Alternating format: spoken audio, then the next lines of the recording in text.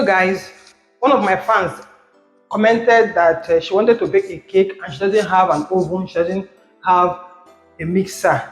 That means she can't bake a cake. And I said, no, you can.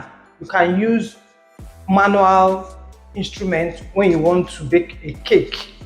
So guys, you see Benny of Benny's Kitchen. Today in the kitchen, I'm going to be teaching you from scratch for beginners how to bake a cake without an oven or a hand mixer. So on the table, I have my flour, sugar, eggs, butter, vanilla essence, and then baking powder.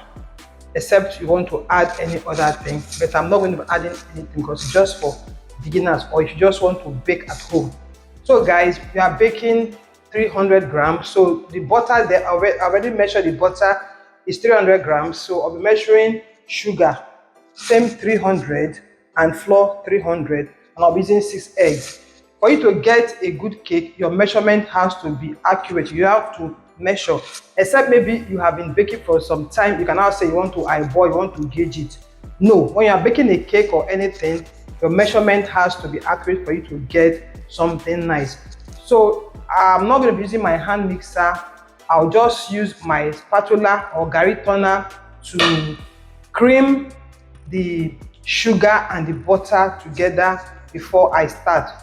So like I said, I've already measured the butter. So now I'm going to take 300 grams of sugar.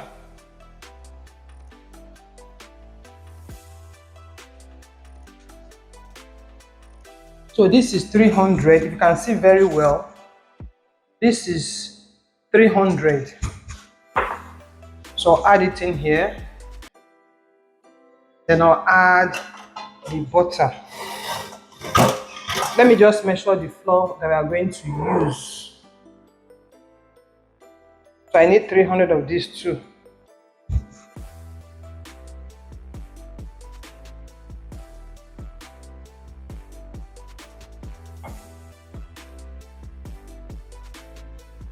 So this is 300.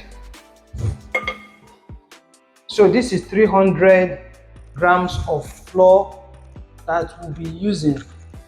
This is 300. You must sieve your flour because of ants or any particles that might be inside. So this is the 300. So guys, this is the 300 grams of sugar, then the 300 grams of butter. So you are going to cream this in one direction, so you don't allow air into your batter. You just have to mix in one direction. I'm leaving that butter there so I can use it for the pan.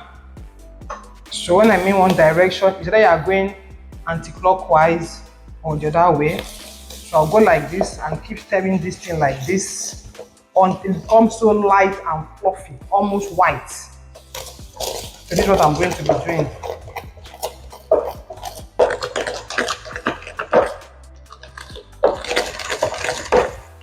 My people have been stirring this thing for the past 30 minutes. Doing it manually is not easy, but if you don't have a mixer, you just have to do it. So this is what we have now. It has doubled in size, and you can see it's so creamy now. You can see it's so creamy. So at this point, you can add in anything you want to add.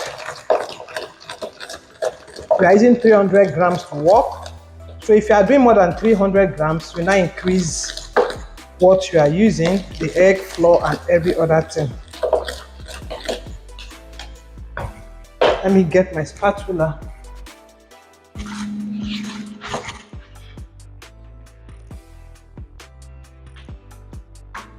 The most important thing is that you have to measure accurately and you get a good result.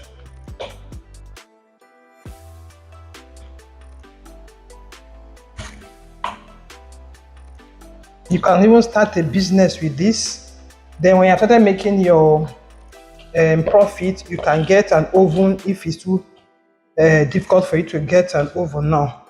So guys, this is what we have here. See it? So I'm now breaking the eggs. We are using 6 eggs for this 300 grams. When you are breaking your eggs, you need to get a bigger bowl and a small bowl. You first of all break in a small plate like this. You break in a small plate like this, then pour it inside the bigger one in case there's a bad egg, so you don't spoil all your eggs. There was once I was breaking 1 crate of egg, which is 30. When I got to the last one, there was a bad egg and the other ones got bad. I couldn't use it. I had to go and replace. So since then, I have learned that you must break your egg in a smaller bowl first.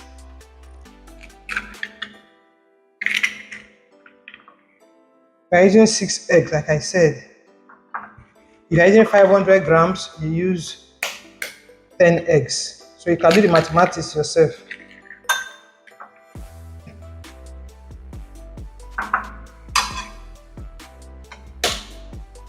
Back then, when there was no hand mixer, people used to cream like this for wedding cakes and birthday cakes.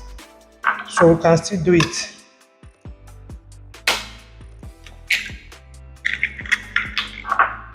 And before you add in your eggs to your mixture, you have to beat the egg very, very well. If not, your cake might go bad. In this cake, I'm not using any preservative. But if you want to preserve your cake for days, you can use rum. Rum they drink to preserve it. So I'm going to whisk this egg now very, very well.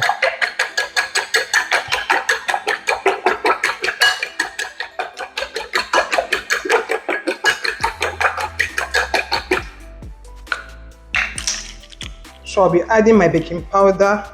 I'll be using 1 teaspoon of baking powder for this. If you level it, you see if there's any particle.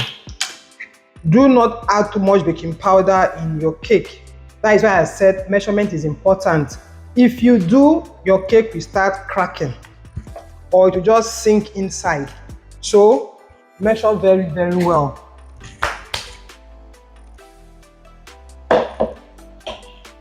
So at this point, I'll just start adding the eggs gradually. I'll start folding. You can see how the mixture of butter and sugar, how it's floating inside the egg. So it was a good mix. Because you want to use, but I'm using vanilla for this. So people do add nutmeg, but I'm not adding nutmeg because I just want it to be vanilla flavor.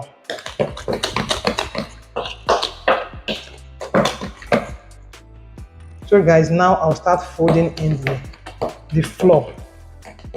You don't have to add at once, just gradually.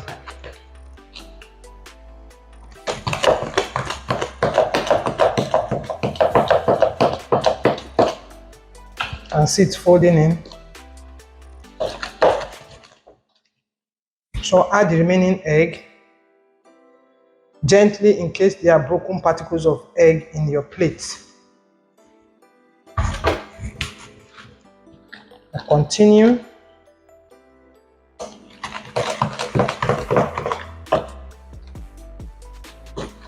And I'll add the remaining flour, but I'm going to leave some for the baking pan.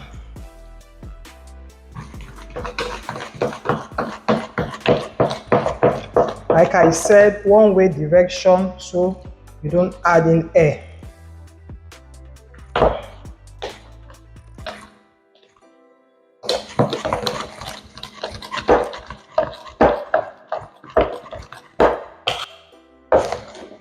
So guys, see what the batter looks like. It is now ready to go into the oven. So this is the pan I'll be using.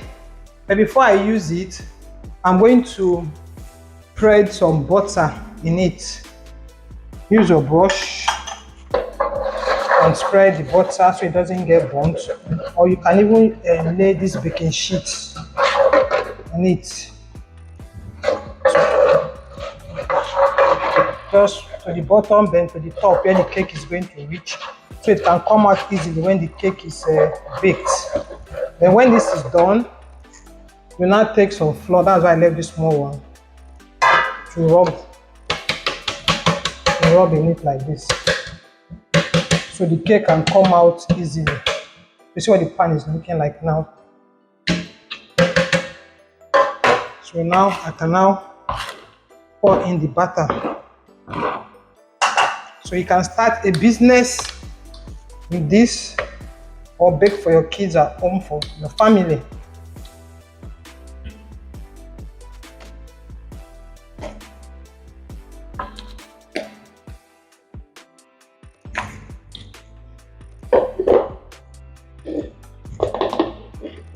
When you are baking, when you put it in the oven or in your pot, you don't have to open the pot or the oven until the rising process has expired. If not, by the time you come back after opening, the cake would have fallen in, as in to just sink. You have to scrape everything here.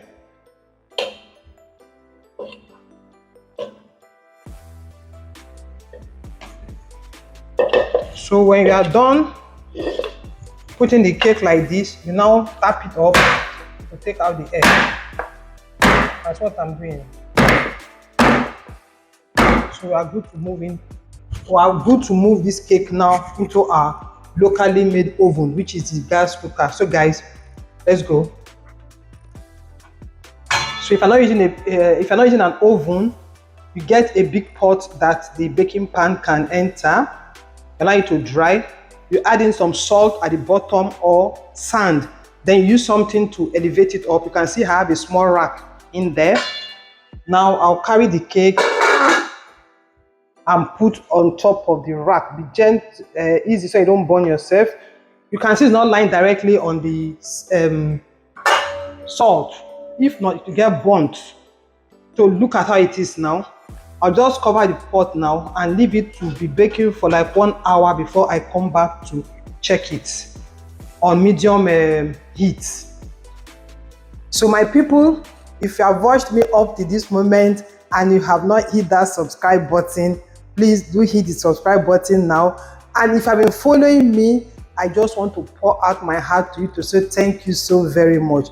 Keep liking my videos, keep sharing so it can go far, and turn on your bell so that you can always get my new videos. I appreciate you all. So for the past 45 minutes now, I've not opened the pot. I'm just going to open the pot now for the first time. Let us see what we have. And I'll dip in my knife in there, or if you have a skewer, you dip it in. And if it comes out so clean, that means your cake is okay. So I'll just dip mine now.